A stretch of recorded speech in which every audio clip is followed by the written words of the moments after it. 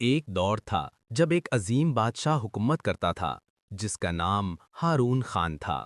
وہ نہ صرف بہادر بلکہ انصاف پسند ہونے کی شہرت رکھتا تھا۔ اس کا محل سونے چاندی سے بنا ہوا تھا، دیواریں قیمتی سنگ مرمر کی، اور ارد گرد باغات میں رنگ برنگے پھولوں کی خوشبو پھیلی رہتی تھی۔ لیکن ایک چیز بادشاہ ہارون کے دل کو کھٹکنے لگی۔ ہر روز جب وہ دربار میں بیٹھتا، سب وزراء، سپاہی اور درباری اس کی تعریف کرتے۔ کوئی کہتا، جہاں پناہ آپ سے بہتر بادشاہ کبھی نہ آیا۔ کوئی کہتا، آپ کے انصاف کی مثال نہیں ملتی۔ مگر بادشاہ کے دل میں شک پیدا ہونے لگا۔ کیا یہ سب میری تعریف دل سے کرتے ہیں یا صرف مجھ سے ڈرتے ہیں؟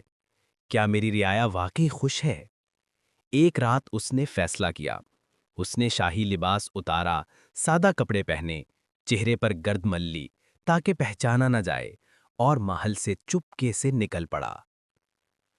رات کا منظر بڑا پر اسرار تھا۔ ہوا ہلکی ہلکی چل رہی تھی، شہر کے چراغ جھلملا رہے تھے، اور وہ بادشاہ جو ہمیشہ تخت پر بیٹھا رہتا تھا اب عام آدمی کی طرح سڑک پر چل رہا تھا۔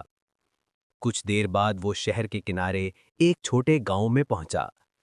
وہاں اس نے ایک کسان کو دیکھا، دھوپ میں پسینہ بہاتے ہوئے زمین جوت رہا تھا۔ کسان کے چہرے پر تھکن ضرور تھی، مگر ساتھ ہی ایک عجیب سی مسکراہٹ بھی تھی۔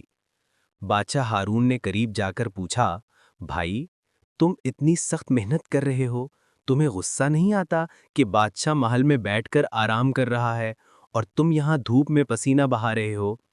کسان ہنسا اور بولا، حضور، بادشاہ کا کام ملک کی حفاظت ہے اور میرا کام زمین کی خدمت۔